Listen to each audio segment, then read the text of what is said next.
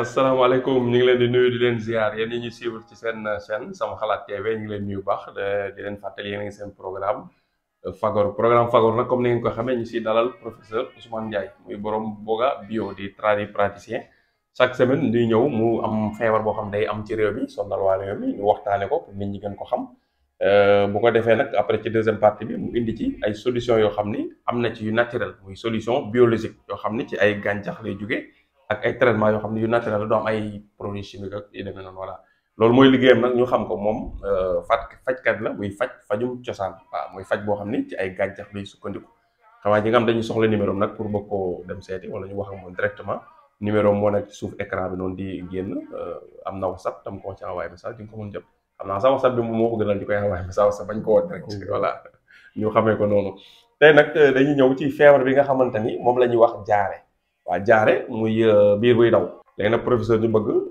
nga ñëw waxal ñu waa jaare exactement lan ban situation la nit ki di nekk mën ne lii jaare la waaw loolu lañ bëgg mooy njëkk xam mooy première question bi.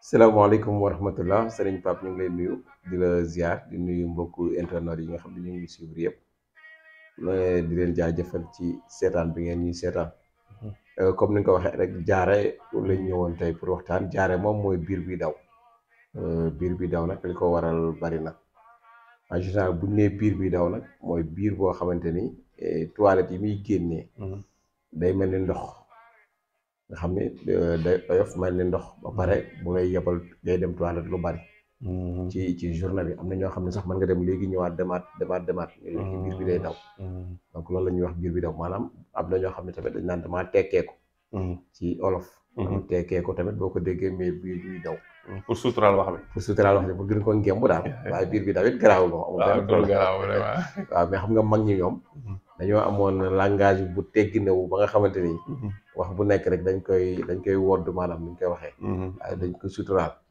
ni ngi damay tuur ndox gis nga damay tuur ndox donc bëgg na duñ wax sax damay saw dañ naan damay tuur ndox donc gis nga donc bu ko defee nag biir bi daw boobu moom la ñuy wax tekkeeku wala mu lâché la dañ naan dama lekk dara mu lâché ma donc yooyu yëpp xeetu biir mën nañu biir bi daw la biir bi daw daal Pape bu ñu ko doon définir maanaam bu ñu ko doon wax mooy dem toilette yu jege yantoo ci bis bi ñetti yoon ñeenti juróom bu fukki yoon ça dépend ba pare boo demee li ngay génne nekk ay ndox loolu la ñuy wax exemple mën nañu daal mooy biir bi daw loolu mooy biir bi daw loolu nag dafa sonal àddina bi dafa bëri ci àddina bi biir bi daw parce que dañ rek daanaka at mu jot mën na rey lu tolloo ci 520 personnes surtout ay xale yoo xamante ne amaguñu 5 ans wala ci 5 ans la ñuy yem donc surtout xale yi la gën a nekk lu ñuy sonal xale yi jaare donc da leen di faat bu gaaw lu ci bëri quoi donc parents yi nga amee xale nañ ci bàyyi xel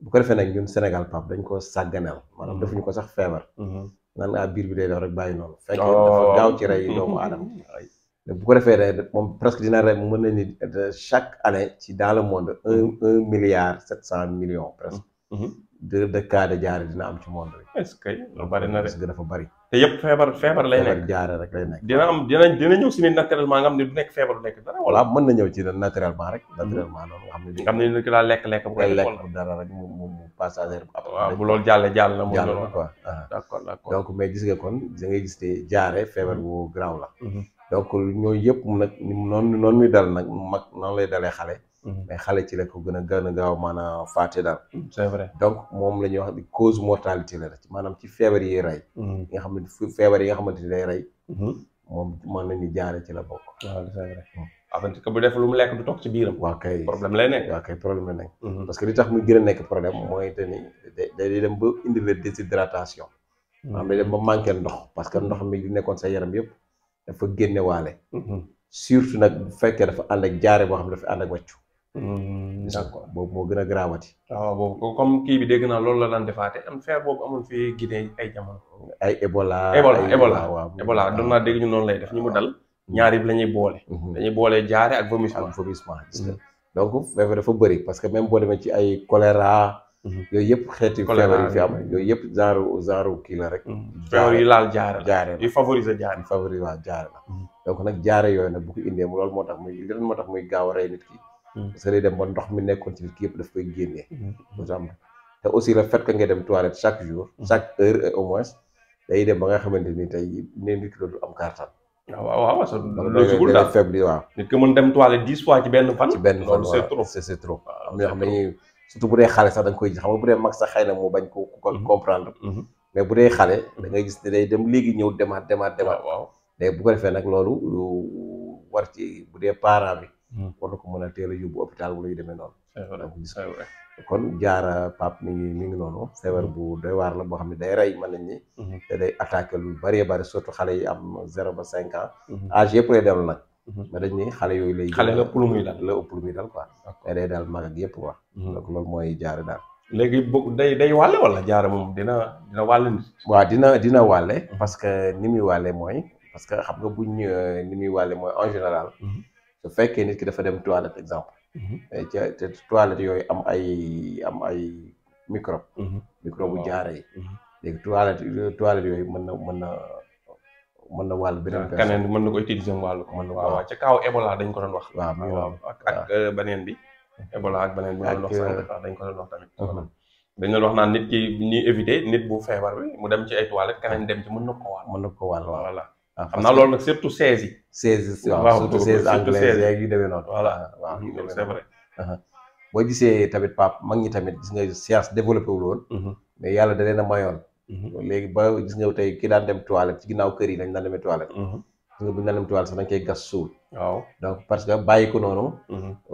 weñ mën na ci teg. fekk mu infecté mu am infecté bu ñu ko déggee mooy ku am feebar bi. weñ boobu dem tegaat ci beneen lekk wala yu demee noonu. waaw parce que weñ ñi de seen yoon moom. de seen yoon. bu ko defee nag mën na fa bàyyiwaat microbe bi. bu ko defee nag loolu mën na keneen ku lekk loolu mën na la indil feebar bi. d'accord waaw mën na ko wàll nit quoi. mu wàll nit waaw donc kon feebar la boo xamante ne. mooy jaare nga xam ne moom si feebar la. waaw kay infection la nekk moo xam la ne. voilà bu dee jaare boo xam ne peut-être lu naturel la mën na bañ a wàll. mooy jaare wax du garaaw quoi. comme nit ki lekk loo xam ni peut-être lu gaaw a rees la mu lekk ci lu bari. mu lekk ci lu bari biir bi di daw quelque temps voilà. loolu moom jaare passagère la rek. du am benn problème quoi. d'accord mais ci ban cas par exemple nit ki biir bi ban rythme lay mën a ban fréquence lay mën a demee toilette. wala tamit liy génn ci moom exact nu muy war a mel pour mu xam ne lii jaare la lii moom du toilette normal. mais jaare la quoi. waaw mais jaare mooy ni ma ko waxee définir ci commencement bi rek. su fekkente ni li ngay dem toilette dafa jege yantoo. exemple parce que loolu la laal bëggul laaj. xam nga toilette dañ ne day am ay nombre yi nit ki maanaam minimum. xam nga nit ku toog ñaari ñett fan demul toilette normalul. waaye nit ku dem 10 fois toilette ci jour def c'est pas normal. xam nga am na kii bu ñuy wax quoi. voilà naan par exemple nit ki war na dem toilette maximum nangam yoon. waaw waru ko passé daal ko passé problème la bu ko yéesee mën na nekk problème. waaw non nit ki moom bu demee benn yoon. wala 2 fois baax na. mais 2 fois waaw su ëppee 2 fois ci journée bi. 3 fois 4 rek yaa ngi dugg jaare. d'accord donc bu eggee 3 fois 4 rek yaa ngi dugg jaare léegi nag bu fekkee nag mën na ëpp loolu nag. 4 fois yi rek. léegi nag mi ngi nekk jaare. bu duggee 4 fois toilette ci jour bi rek. problème am na si biiram quoi. waaw donc ko ëppee nag waxatuñ ko moom. waaw léegi nag bu fekkee nag jaare bi dafa garaaw nag moom da ngay mën dem léegi même pas 30 minutes. nga demaat à part. waaw day jegeyante de trop. ba pare dañuy définir jaare aussi ci sel yi maanaam dem toilette yi. fekkee dafa ndoxe. mu ëpp loolu tamit loolu la ñuy wax jaare. d'accord nga xam muy génne wàll ndox. mu génne wàll ndox waaw nga xam ne li ki dem toilette muy génne genre que ndox la. loolu aussi moom bu waaw loolu la ñuy tuddee jaare. d'accord loolu moom lu raar la quoi. waaw loolu pour mu nit di ko def il faut mu feebar. waaw kay mu ngi noonu moom feebar boobu du biir buy daw kese. waaw biir buy daw moom mën naa daw te du nekk ndox rek. ndox waaw nekk ndox rek feebar la. yooyu loolu mooy jaare. effectivement. léegi est-ce que maanaam am na par exemple tey waa xam naa am na sax sûrement mooy wàllum prévention comme nit ki tey bu dee daal moom amu ko mais bëggul daal lu mel noonu wàllu ko mesures yi nga xam ne war na ko mun jël. waaw bëri na ay mesures yoo xamante ne bu ñu demee ci wàllu prévention yow moom nit ki mën na koy jël benn mooy parce que xam nga yi koy joxe bokk na ci ay bactéries moo koy joxe en général. ay kii nu mu tuddati. microbe. ak ay virus ak yu demee noonu. virus waaw yooyu ñoo koy joxe. virus léegi nag yooyu nag pour nga éviter ko. mooy il faut ngay laver kii raxas sa loxo. lu bari. waaw ngay lekk waaw ñuy lekk loxo. wala ko duñu ko yéen ñuy raxas. ñuy raxasu ak saabu ak yu demee noonu. même boo fawee ba ñëw tamit wala nga génn ba ñëw nga raxasu ak saabu ak yu demee noonu pour microbe yi nekk ci loxo bi nga bañ ko lekkaale waaw donc prévention bi ci njëkk mooy raxasu ak saabu exemple pour mën a tuer microbe yooyu am propriété daal set propriété set ak li ngay lekk aussi parce que am na jaare yoo xamante ne tamit aliments yi moo koy lekk maanaam lekk lu nëpp wala intoxication alimentaire donc yooyu yëpp day joxe jaare donc yooyu tamit ci lekk gi tamit di ci xool li ngay lekk baax na comme ñu togg jën boo xam ne day commencé muy dem dafay commencé yàqu nit ki xamu ko mu jënd ko togg waa kay wala lekk lu forox wala lu nëpp duñ ko mën a waxee xam nga yooyu yëpp day nekk intoxication alimentaire surtout boo gisee muy gën a dal xale yi nag loolu la xam nga xale moom xàmmeewul waaw luñ leen jox rek ñu lekk waaw loolu lekk voilà ba pare dañuy foy ba seen yaram loxo yu tilim léegi ñoom dañuy raxas ni ñuy raxasoo dañuy xocc loxo yi rek dañuy xooj rek c'est vrai donc bu ko defee nag prévention yooyu da ci nekk quoi loolu moo tax mu leen di yomb quoi mu leen di yomb waaye effectivement am set ci wàllum nit ki si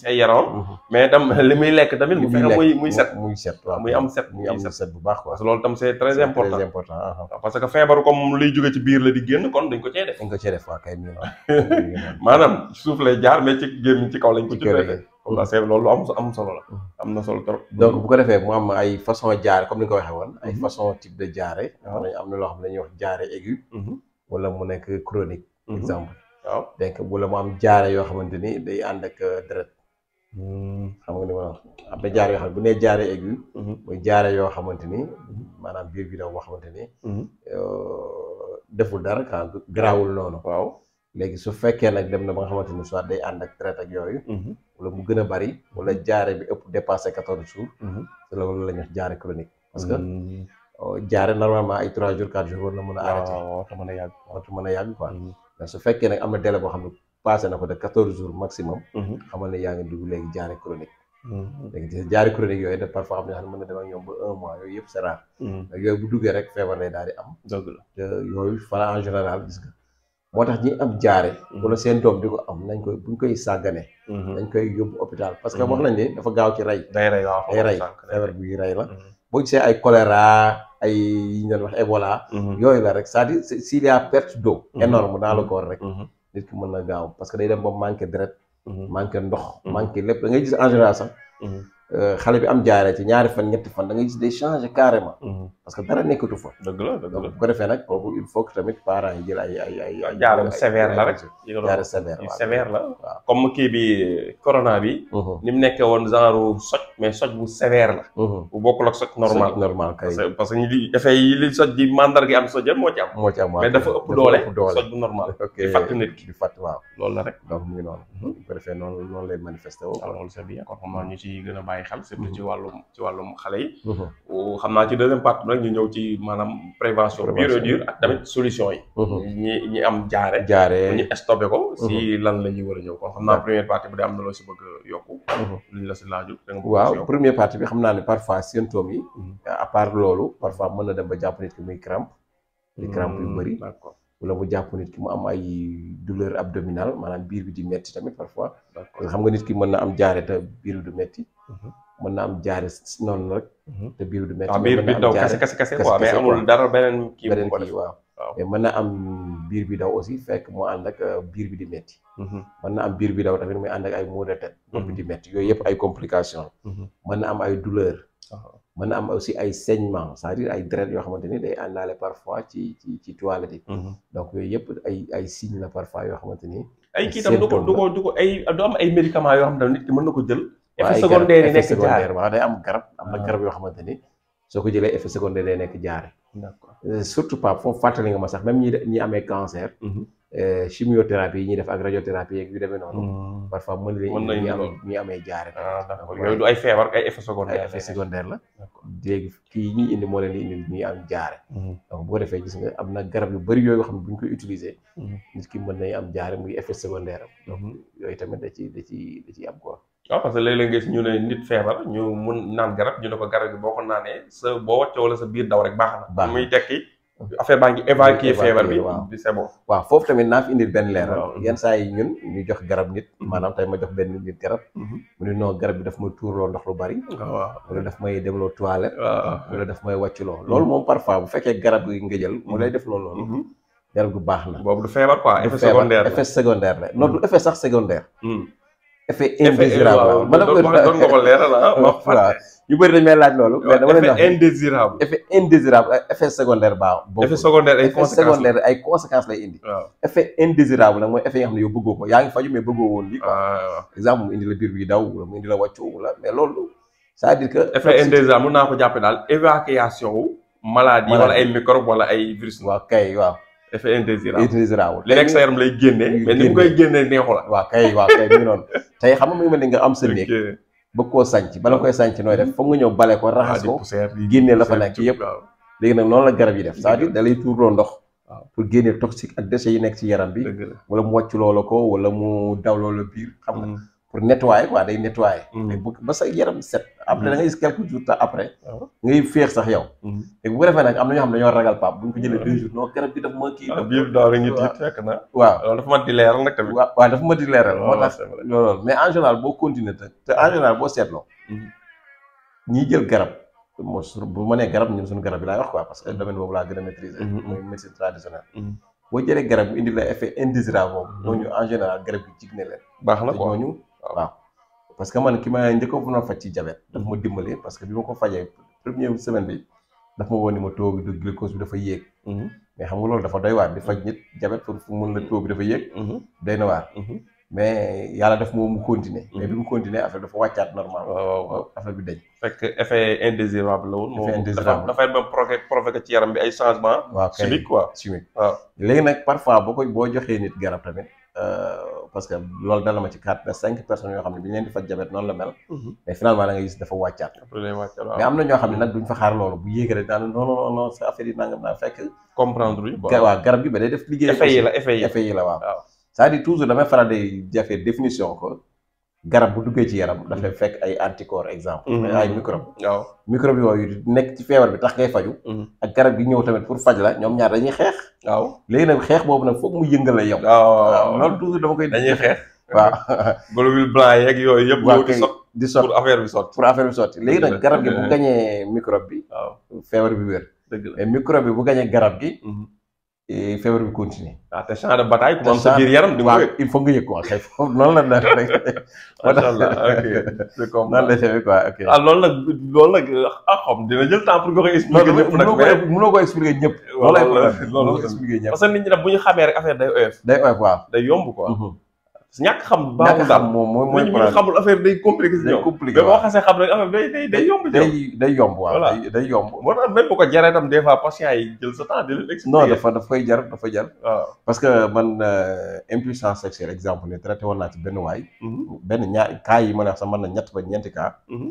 mais toujours bu jëlee première garab bi. moo tax parfois di waxee sa client di baax. waaw parce que dafa jàngale ci man mais jàngale ci ñoom. bien sûr. mais ñoom bi ñu jëlee première garab bi. dañu ma woo carrément ni ma ñun gis ñu résultat. waaw garab bi moom gis ñu ci benn résultat.